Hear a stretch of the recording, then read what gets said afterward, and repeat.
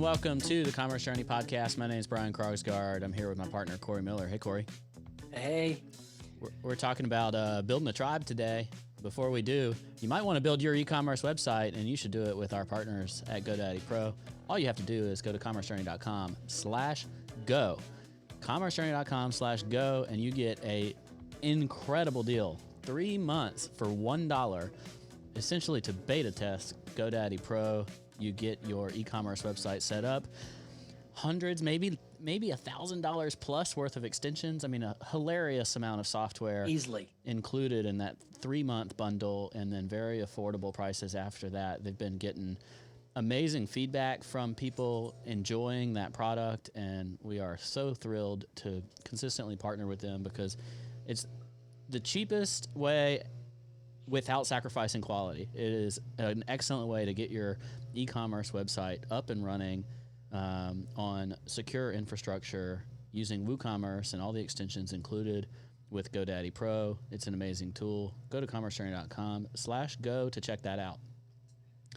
Cory, today we're talking about building your tribe or a cult following, true fans. We've heard, this is a thing that's been talked about a lot over the years amongst marketers and folks, but why is this important for our, startup e-commerce businesses?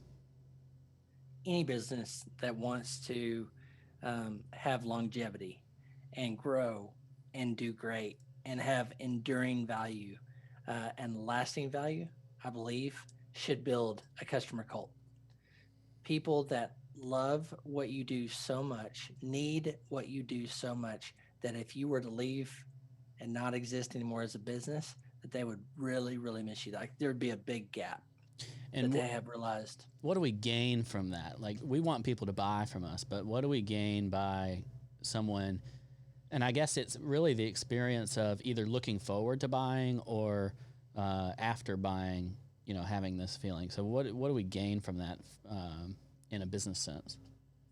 As the business owner, the entrepreneur? Yeah. Or loyalty. I mean, it's the big thing that we all want. Like, at Commerce Journey here or Post Status or other project together, we want people to love what we're doing, to continue to renew or subscribe or continue to show up for our webinars, all that kind of stuff. So loyalty. I mean, if you ask a bunch of entrepreneurs, would you want customer loyalty? Everybody's going to rock it up real quick. Yeah. So what we do, me. But what we get numbers wise from that, are we're going to get more repeat purchases. We're going to probably get them to spend more per cart experience or whatever, like each checkout, more dollars. And then another big one that I think, and I think about this consistently with TV shows because it's just it's a common thing we talk about with friends, but the evangelism for our brand, right? Oh, yeah. If someone truly loves it, if they're truly satisfied with the product, then if it ever comes up, even remotely, like maybe they're wearing your product, if it's some kind of clothing or it's something they use in their day-to-day, they will evangelize the things they love. And when we create that true fan, they will help us do kind of this multiplier marketing because they'll tell the people around them and near them that they love the product. So that's essentially saving us a lot on our marketing budget because we're reaching the appropriate customers, which is the circles around our primary customers. Yeah, you probably see it in Alabama, similar to what I see in Oklahoma, but a lot of trucks or cars with stickers on the back windows. And, Alabama and Oklahoma, big rural-based type states, you see a lot of hunting logos. So Yeti is big, Browning, which I believe is it's a gun company. You see those logos, then you see Apple, the little Apple's logo on the back of cars. I mean, that is high level what you're talking about evangelism. That is like the best marketing you can do, is when for free you will willingly stamp your car with something that's going to be hard to take off and probably make a mess if you take it off, because those people identify with what you're doing. Yeah. And that's what every business owner should want, and particular e-commerce, because there's always somebody, the Amazons of the world are out there with e-commerce, or some competitors always out there. For me, Brian, I mean, you saw me as I built my software company over 10 years, I felt like loyalty, this type of building the tribe, was my competitive advantage against really, really big companies with millions, if not billions of dollars to crush me potentially. Yeah. All right. So you brought a couple up that it just makes me think of different types of loyalty, because people may think, I am just not really creating a product that people like a Yeti that people are gonna say like, man, I'm really into keeping stuff cold and hot, you know, but it's like that lifestyle brand type of vibe, or maybe a polo shirt, like kind of the historical one for clothing. They may not think that that's the type of loyalty they receive. There are a couple other types of loyalty, and they come from just pure appreciation of the product, whether it's the affordability, the ease of use, the convenience. A company like Walmart is one that comes to mind. You mentioned Amazon is another. I'm not putting Prime stickers, or Publix is a local grocery store that I love.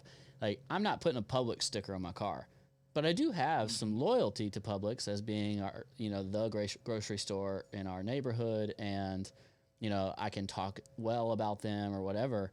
But that's not put a sticker on, but it is recommend to your friends. Like, I get great value from. I mentioned Walmart. Target's an even better one. Like, people kind of attach to the stores that they love, even when they're not like sexy from that branding, put a sticker on your car point of view, but they do have a loyalty. They might drive 5 minutes further to go to a Target than they would, some other store.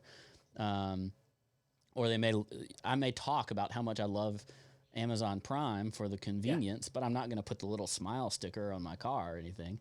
So me either. Yeah. So how do you view that difference between types of loyalty and how it's expressed? Because I'm trying to equate, like, this can apply to anyone. It doesn't have to be like some glamour brand. It totally can apply to every business. I mean, not that my friend's manufacturing business, he does refrigeration units basically for commercial buildings like a Walmart. No one's going to necessarily put their logo on there, but you just said something. They'll talk well about it to other people. And that's what, like, at the basis you want. It's all you need at the end of the day. Totally. High level of that is, I mean, we come from the WordPress. We met from WordPress community, an amazing piece of software that we use prolifically, have a community around it. First time I thought, man, this has hit high level with WordPress is when I saw somebody with a tattoo. I knew you were going to say that. Yeah, I remember a couple of tattoos that came in the WordPress space. And, sometimes people will do that because they have a loyalty, because it helped them make money. It became their line of business. Others because they love something as a user, and it just kind of depends. But now take you said Yeti for a second, okay? So I love Yeti mugs. Yeah. I've never bought an ice chest. Probably likely will not, just because I'm not like an ice chest kind of person. But I freaking love my Yeti, man. We have bought customized logos, like for my wife's business, and different things, and giving them out as gifts because, like, we love them. Now, I would be tempted to put a Yeti logo on my back window if I didn't put our own brands, by the way. Our own brands is the best. But you think about it, it's an ice cooler. It keeps your food cold when you can't be on a plugged in refrigerator. I think I like mentioning Yeti just because it's so crazy. Like, there's some weird stuff that people will attach to in terms of enabling that lifestyle brand to be a part of their life. But if you actually think about what it is, it's like, really? That? Yeah. Like that?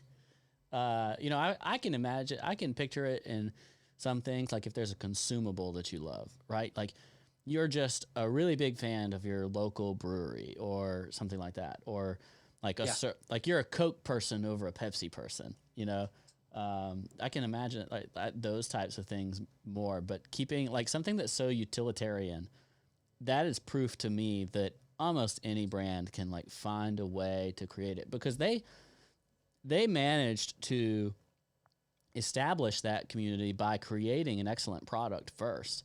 And, I went to Auburn, huge tailgate community in the SEC. And I think that's probably where Yeti really established themselves, is with people that were like, man, this is great. It keeps the beers cold all day. Or on a hunting trip, like we pack up the, what we we killed and we took it home and it was preserved perfectly. Well, whatever. I don't know. I'm not a hunter for being in Alabama. Same here. I was going to say hunting, really. Yeah, The I think culture the here in hunting Oklahoma. space, the tailgating space, the beach goers, like people that they actually derive proper value from that utility component of the product that carries into the lifestyle side of things. But they had to work on that. They had to curate that in their business. It wasn't just given to them. No, people showed up because I think they delighted. My assumption would be they delighted customers and they gave them something to identify with. Like you said, utilitarian. I think hardcore utilitarian. That resonates within me. I don't hunt or fish. I mean, if I do, I have a guide come with me to help me, Yeah. or my brothers and dad. But but Yeti resonates with me because it's so utilitarian. Like this is a pretty looking mug. I love it. Yeah. Um, but I could recreate this logo, Brian. You and I could recreate this logo right here. It's like it must be some form of either Helvetica or Arial Black or something. Yeah. But I could do that in like 2 minutes There's on not much Canva. to it. But they have found something like you said. You said lifestyle, and that really resonates with me. Identity and lifestyle. This is a part of the lifestyle, just like the Browning thing on the sticker. And I think that's the one with the deer. I can't even remember now. Yeah, I think so. But they've identified with it, same as what you're wearing on your head right now. Yeah. I know that I don't golf, Yeah. but I know that's the Masters logo. Yeah. People ask me about this hat all the time. I wear this hat. I like the Masters. I do play golf, but like, I wear this hat because it's a great fitting hat. Like I love the proper fitted hat. It's high quality and it also comes with a high quality brand. Like, when people generally think about the Masters, they're like, oh, you think of, the tradition and the history and the experience of the Masters. You think of it as a premium experience. And this gets me into the next segue into creating that loyal following. I think there's two big realms, and I want to see where you think it could go beyond that, maybe, or just agree, whatever. One, quality of the product, quality of the brand, quality of the event, whatever that is. With all the things we've talked about so far, the ones that people really go for, the Apples, the Yetis, the Masters, they love the quality is forefront. Secondary, but sometimes for some companies, all on its own, like kind of stands out in this regard, is going to be quality of service, the actual customer service itself. And we have a lot of potential beefs with Amazon, right? But before they put their sellers, a lot of our people are going to be, potential sellers on Amazon. They put before their sellers, they put before their employees, they put before even their bottom line, they put the customer experience first. And actually a company that I think of, it's the shoe company. Is it Zappo? Am I imagining that? Yeah. Okay. They acquired Zappo and it was almost like a miniature Amazon, but specifically for shoes with the very same idea. It's like, send them back. Like guaranteed. Patagonia is another one that does this. And these are service based. It's like, do you have an issue? You send it back. We take care of it right away. No questions asked. And that is it's like a 3-click process getting a refund on some of those. And I think that quality of service goes a long way towards creating that loyalty as well. So what do you think about those two and where would you expand? Quality is, things I wrote down here when you're talking about quality, either a product or service, like your Zappos, is quality is table stakes. Yeah. When you go above and beyond on that, like a Zappos, you delight people, and that's so key. So, it takes me back first 8 months of my business, my former software business. I answered support and all contact inquiries to the company for the first 8 months by myself. Incredible time, by the way, of learning about customers and what they want, what they need, how to massage your messaging, how to rough out, sand out the rough edges. But what that did for me, what I did, and I kind of meant this from a friend of mine in the business, is I responded as fast as I could. When I got the email, I clicked reply. That was the first year, by the way, that Apple iPhone was out, so I could do it on my phone if I was out at lunch or something. Yeah. But I made it like prior to those first 8 months, like zing, zing, zing, zing, zing, zing, fast, fast, fast, fast. And that definitely made it stand out. I can't untold probably replies saying, I didn't expect for you to get back to me this fast. Think about that in today's environment. Yeah. Any website you go to, you do an email in the contact form and you get a reply like in 5 minutes. I would be shocked. I'd be like, whoa, I didn't expect it that fast. So that still stands the quality, but plus wanting that is huge. But I think about like, what are the ways, some of these companies serendipitously ended up with these kind of cult followings, but what are the ways where I can delight, um, anticipate for my customers, um, what their needs, and get ahead of that and serve them supremely well. But it's still, that's a hard one. You want to excel with product quality and service and support quality for sure. That's table tapes. But I lean into other things too. How can you sync? Like you're kind of talking about masters. Your language around that, by the way, is so interesting because you can tell like you've got an attachment to that. What I think is a golf tournament. I think. Yeah.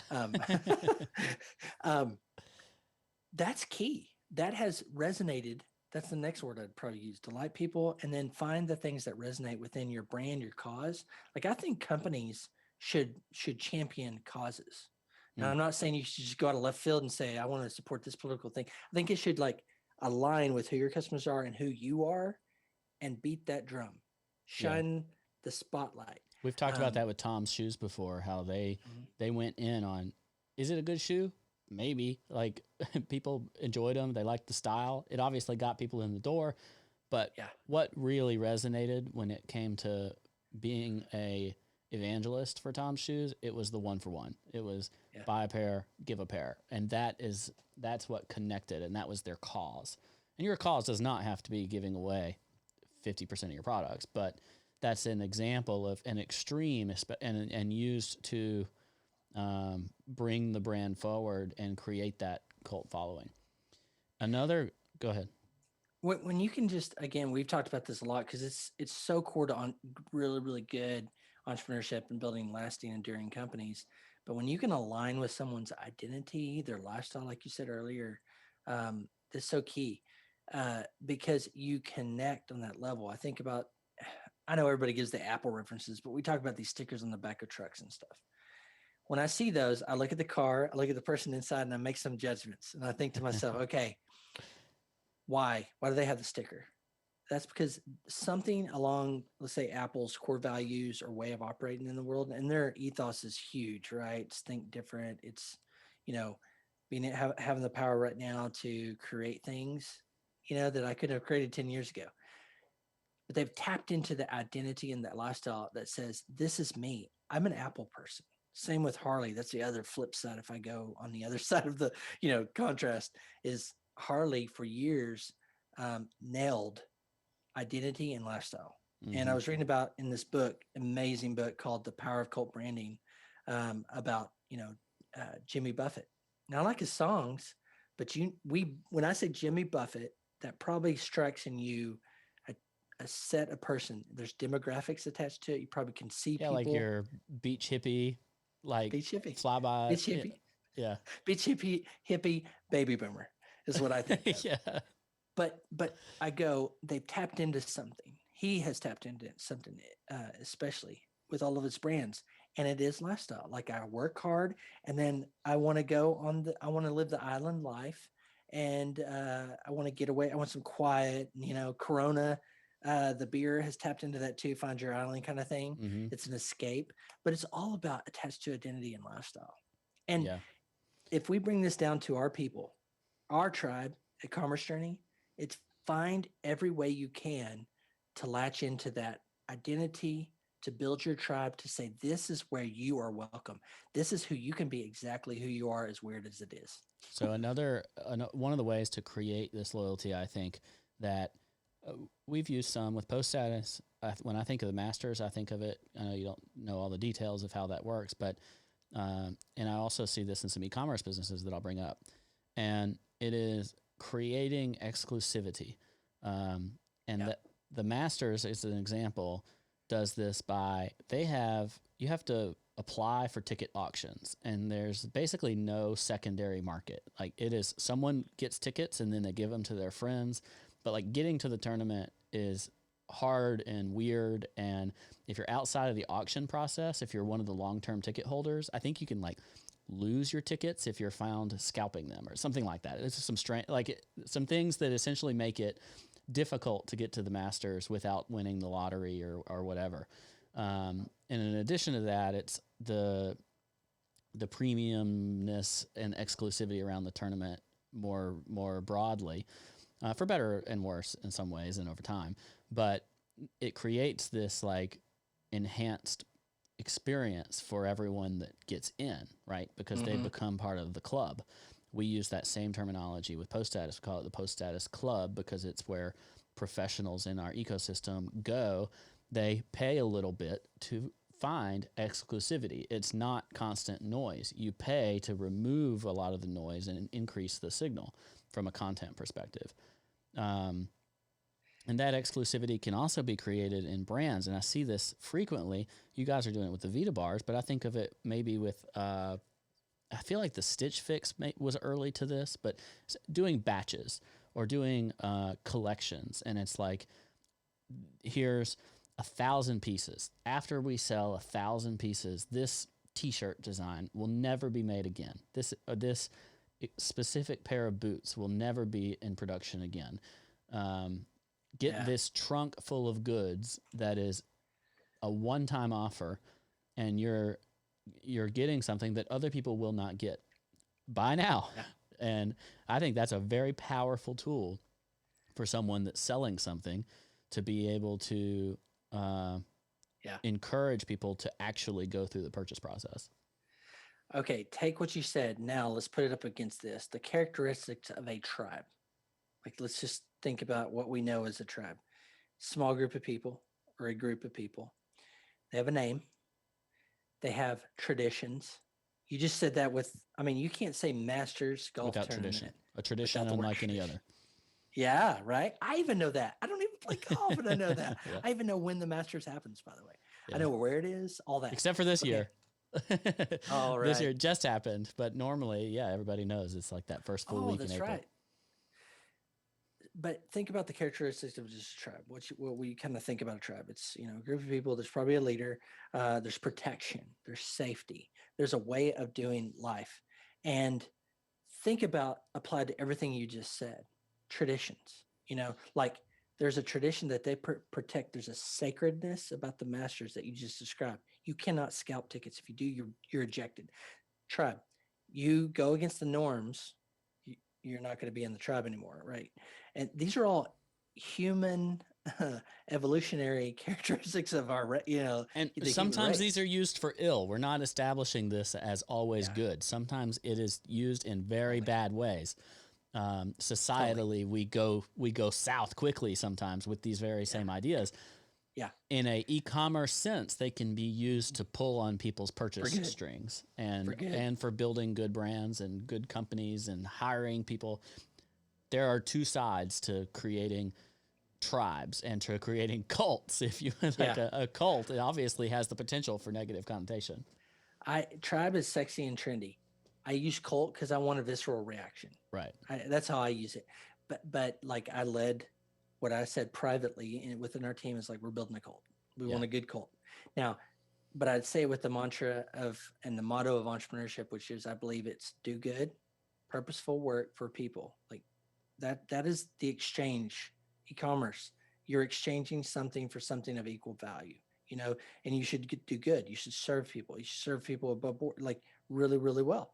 And if you do that really, really well, you should be paid incredibly well. Do good, do well. Handsomely for that. But it starts with doing good and right by people. So that's the caveat to all of this.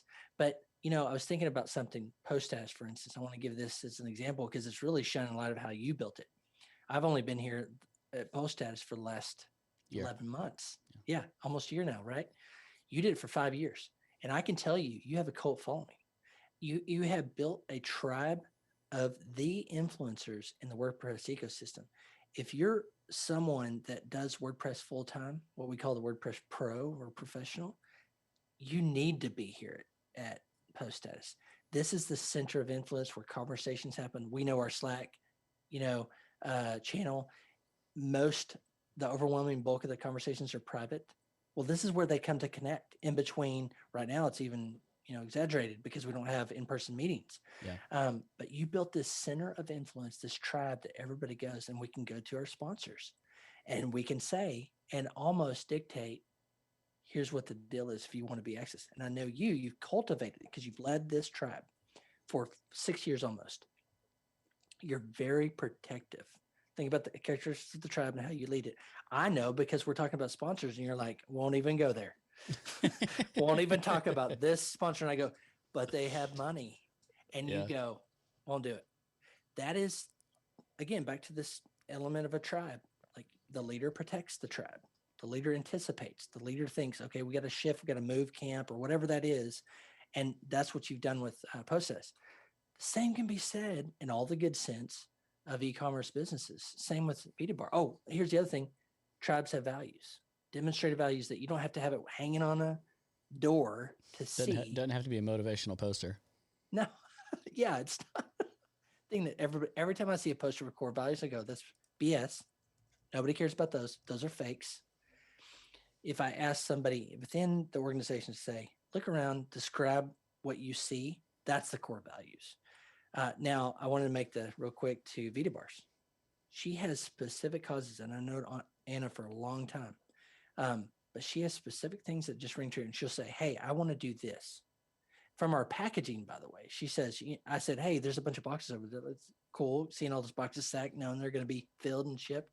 She goes, yeah, the manufacturer of that, we're going to go with a new one. And I know this manufacturer, I'm not going to say the brand, but I'm like, this is an ubiquitous brand for boxes, Yeah. And she's like, no, they just don't sync with our values. And I'm like, oh my God, you live your values. Yeah. And you see your comments and that's part of it. So if you don't, the tribe will notice. Your tribe calls you out when you do wrong, and that keeps you on the straight and narrow for that same purpose. So true. They can vote you out of office.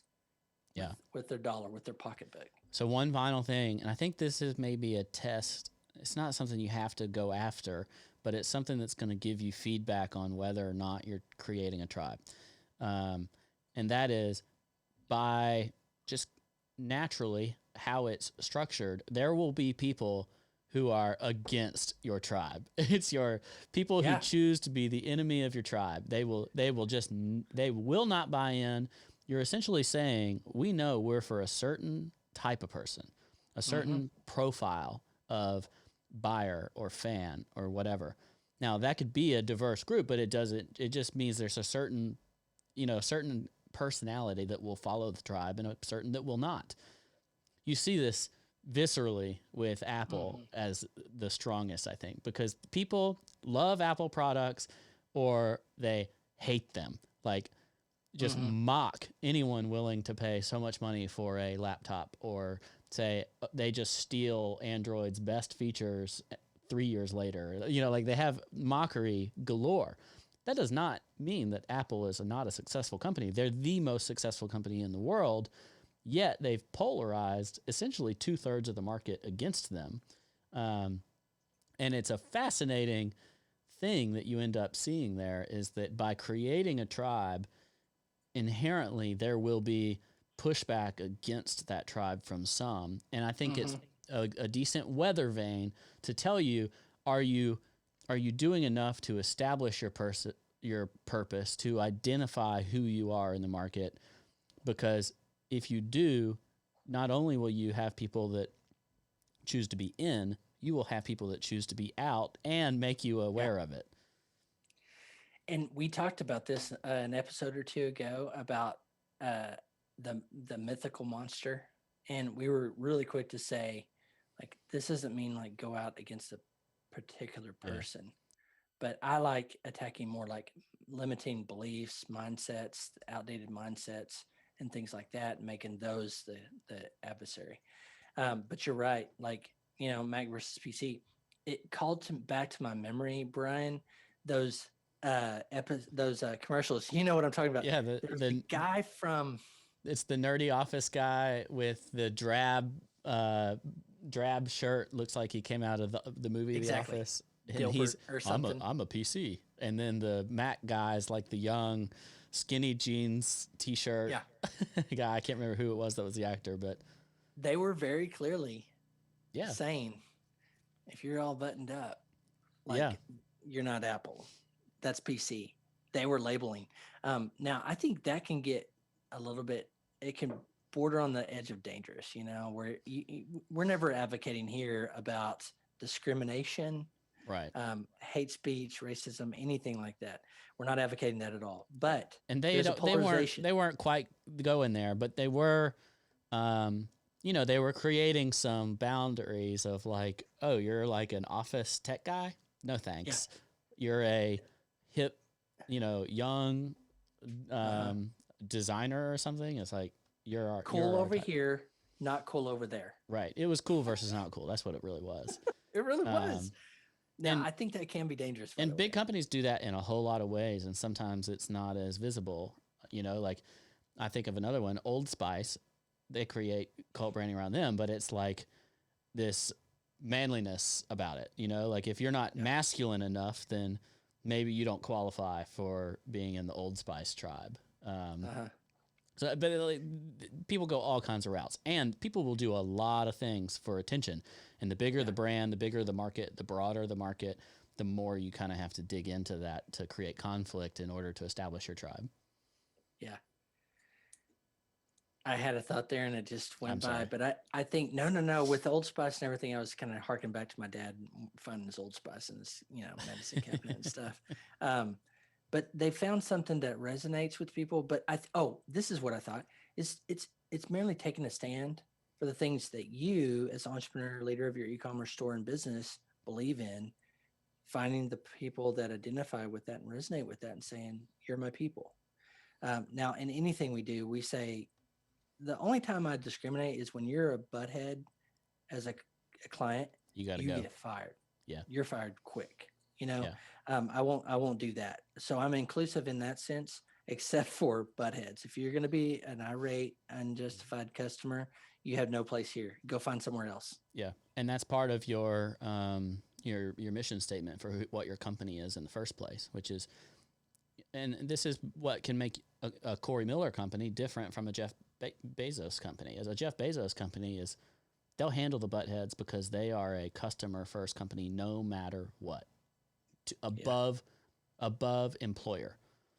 Whereas a Cory Miller company, another friend of ours, Pippin Williamson company, y'all are two of the best that I know in terms of being a employee company. This is about the company first before the customer, and that is part of what you set as your table stakes, like you've talked about before. It's like, if we're not serving our people, then we're not going to be able to serve our customers. If there's a customer preventing us from serving our people, then we don't want that customer. That's part of your rule set about how you abide, like you said with Anna and her choice of a vendor. So I want to summarize by a couple of things that, if someone's looking to create their tribe, check back. How are you handling these things? Number one, we talked about a commitment to product quality. Now, this does not mean you have to go super high end with every little single decision, but it needs to be, you need to audit your product, your product quality, and you need to strive to be best in class and within your kind of budget, like, right? If you're side by side, it doesn't have to be the most expensive, but you want to be best in class for what the market you're serving, for your product quality. Number two, your service, to the best of your ability to provide outstanding quality service. Number three, I think that we talked about, is to maybe create that persona of your tribe member. What do they look like, and how can you identify whether you're achieving that or not? And that's by people either joining the tribe or maybe even see evidence against it, right? Some pushback against those decisions. Mm-hmm. Did I get everything, the primary stuff there for how to start working on that tribe? Oh yeah. Identity, lifestyle, find the things that resonate. But start with your core values. I mean, that was going to be my number 4, which should really be probably number 2 or 3. Right. It's establish those core values, write them down, because that's going to help you. You take those core values, and then from there you kind of expand that out to who are the people that fit this, right? So that's where you get that loyal fan from, that loyal fan persona from, is based on those core values. Mm-hmm. Absolutely. Put things out that resonate with you and see what kind of the reverb is. And, but pick things that have lasting long-term value inside you, because those are the things you're going to continually drive, push, and focus on and never let go. And they aren't going to be that little facade of a core value sign we talked about. They're going to be things your customers talk about.